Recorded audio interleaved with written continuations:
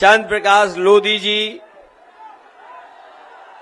हुसैनगंज की प्रत्याशी श्रीमती उषा मौर्य जी, खागा की प्रत्याशी राम तीर्थ परमहंस जी, मंच पर उपस्थित संतोष द्विवेदी जी, वीर अभिमन्यु सिंह जी पूर्व विधायक, मोहम्मद सफीर साहब पूर्व विधायक, मोइन खां साहब, नराता खातून जी चेयरमैन, केतकी सिंह यादव जी, महामंडलेश्वर आदरणीय स्वामी सत्यानंद जी, जगदीश चौहान जी और मंच पर उपस्थित समाजवादी पार्टी के सभी हमारे नेतागण, यहां पर सभा में आए हुए बड़ी संख्या में हमारे बुजुर्ग, माताएं, बहनें, उपस्थित सभी नौजवान साथी, पत्रकार बंधुओं, मैं सबसे पहले इस चुनावी जनसभा में आए हुए आप सबका बहुत बहुत धन्यवाद और आभार प्रकट करना चाहता हूं। ये फतेहपुर जिले की चुनावी जनसभा है और ये उत्साह बता रहा है जिस तरीके से पूरे मैदान में जनसमूह और जन सैलाब दिखाई दे रहा है। इस बार भारतीय जनता पार्टी का यहां से खाता खुलने वाला नहीं है।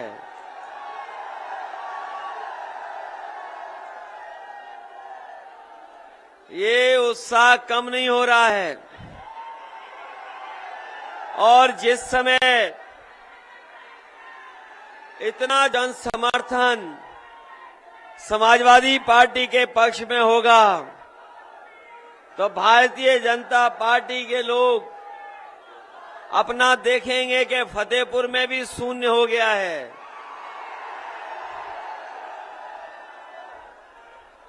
वैसे तो समाजवादी विजय रथ की आपने तस्वीरें और वीडियो देखा होगा समय समय पर।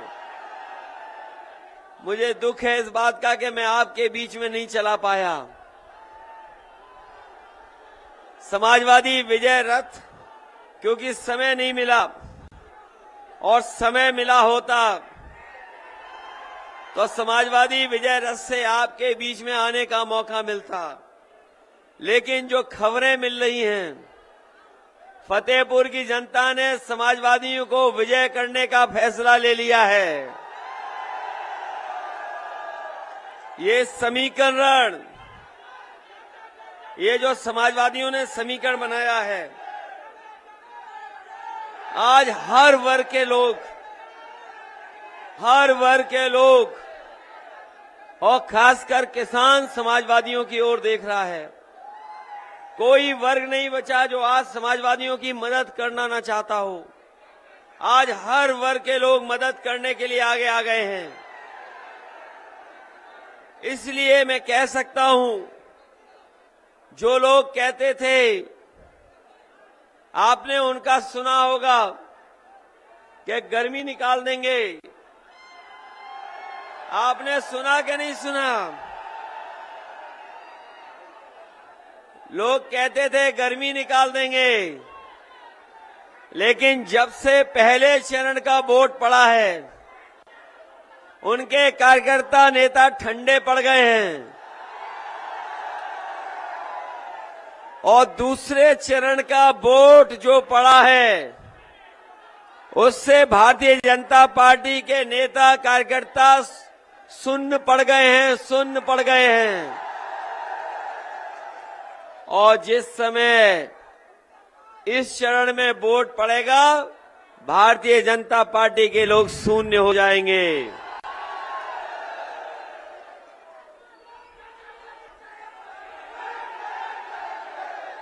बताओ, ये बात सच है कि नहीं? और उनकी भारतीय जनता पार्टी के लोगों की बातें तो याद होंगी आपको। क्या वादा कर रहे थे कि किसानों की आय दोगुनी हो जाएगी। यहां पर किसान भाई भी होंगे।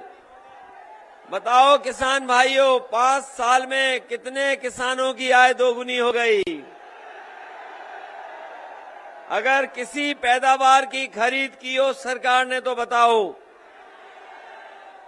धान लुट गया, बताओ धान लुट गया कि नहीं लुट गया। कहीं सरकारी खरीद नहीं हुई, कोई केंद्र नहीं बनाया। और जब आप लोग खाद लेने गए होगे, बताओ खाद मिली आपको कि नहीं मिली। डीएपी नहीं मिली। और खाद की बोरी लेकर के आए होगे तो 5 किलो की चोरी हो गई कि नहीं हो गई चोरी। ये है भारतीय जनता पार्टी। इनकी सरकार में इतनी लूट हुई है जिसकी आप कल्पना नहीं कर सकते। कहने को तो ये डबल इंजन सरकार है, लेकिन डबल इंजन की सरकार में एक ही चीज डबल हुई है, वो है भ्रष्टाचार। भ्रष्टाचार दोगुना हुआ कि नहीं हुआ। और याद कीजिए, जब पहले 2017 में मैं आया था आपके बीच में, तो मैं कह रहा था उस समय भी, और बहुत समझाया हम लोगों ने हर चुनावी जनसभा में जाकर के। जिस समय इन्होंने नोटबंदी की थी, मैंने यही कहा था कि हमारा रुपया काला सफेद नहीं होता। रुपया काला सफेद नहीं होता, हमारा आपका लेन देन काला सफेद होता है। याद है कि नहीं याद है। इन्होंने कहा कि नोटबंदी हो जाएगी तो काला धन आ जाएगा और भ्रष्टाचार खत्म हो जाएगा। बताओ भ्रष्टाचार खत्म हुआ कि बढ़ गया। और डीजल पेट्रोल की कीमतें कहां पहुंच गई। पेट्रोल 100 के पार है कि नहीं है। इनकी सरकार दोबारा आ गई तो 200 रुपए पार हो जाएगा पेट्रोल डीजल।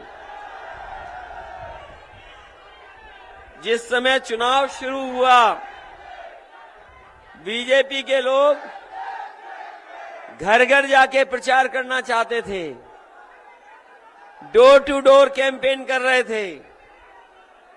और कुछ इनके बड़े नेता थूक लगा करके पर्चा बांट रहे थे। याद है कि नहीं याद है। अब इनका डोर टू डोर कैंपेन बंद हो गया। अब घर घर नहीं जा पा रहे हैं, क्योंकि जब ये घर घर गए प्रचार करने तो घर पे माताओं बहनों ने और घर वालों ने लाल लाल सिलेंडर दिखा दिए कि ये खाली पड़े सिलेंडर देख करके जाओ। और उसी दिन भारतीय जनता पार्टी ने अपना डोर टू डोर कैंपेन बंद कर दिया। बताओ सिलेंडर की कीमत क्या है।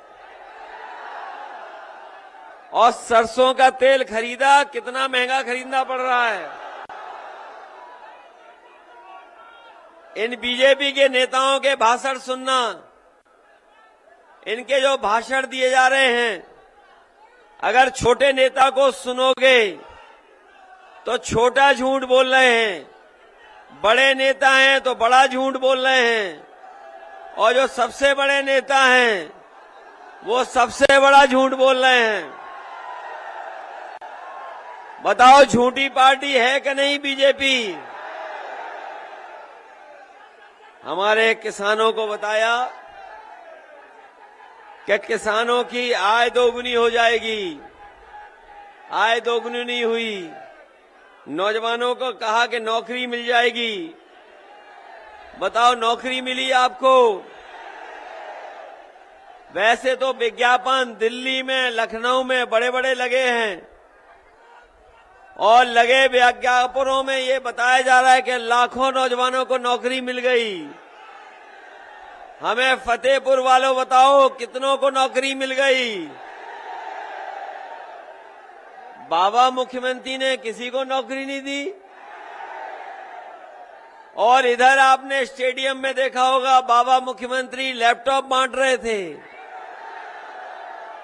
इन्होंने स्मार्टफोन बांटा, टैबलेट भी बांट रहे थे। बताओ, फतेहपुर के नौजवानों को कुछ नहीं मिला? और आपको देते भी क्यों बाबा जी, जब वो कंप्यूटर खुद नहीं चला पा रहे हैं? अभी तक तो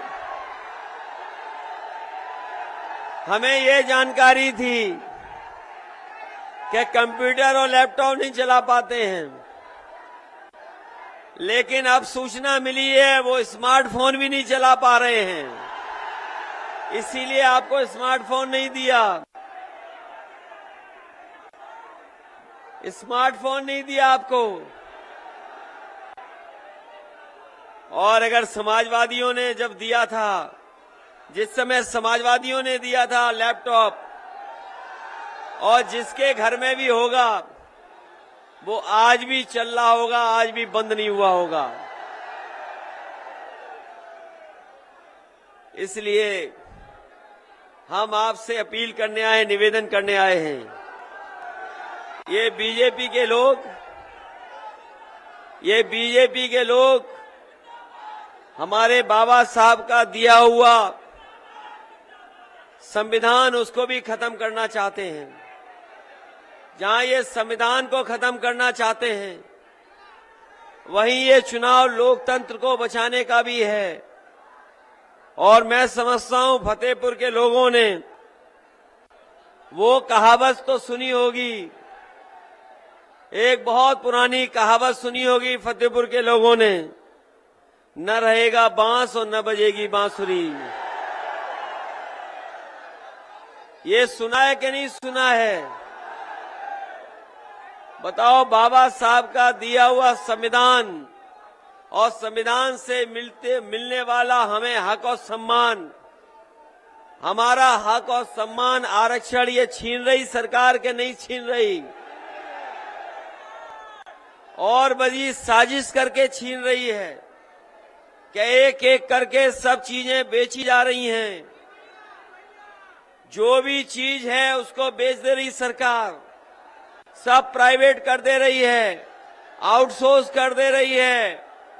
बताओ, अगर प्राइवेट हो जाएंगी सब चीजें तो हमारे नौजवानों को जो आरक्षण मिलता था, हक और सम्मान मिलता था, वो आखिरकार हक और सम्मान कहां मिलेगा? इसलिए भारतीय जनता पार्टी की साजिश है कि धीमे धीमे आरक्षण खत्म कर दो, प्राइवेट कर दो, सब चीजें बेच दो। और आपने पढ़ा होगा अखबारों में कि हवाई अड्डे बेच रही है सरकार। बिक गए हवाई अड्डे के नहीं बिके, और जो सरकारी हवाई जहाज थे वो भी बेच दिए। जो ट्रेनें चल रही हैं उनको भी बेचने की तैयारी है। रेलवे स्टेशन में जो कीमती जमीनें हैं वो बेची जा रही हैं। पानी के जहाज बेचे जा रहे हैं। और रुकते हैं छोटे से ब्रेक के लिए, देखते रहिए भारत समाचार।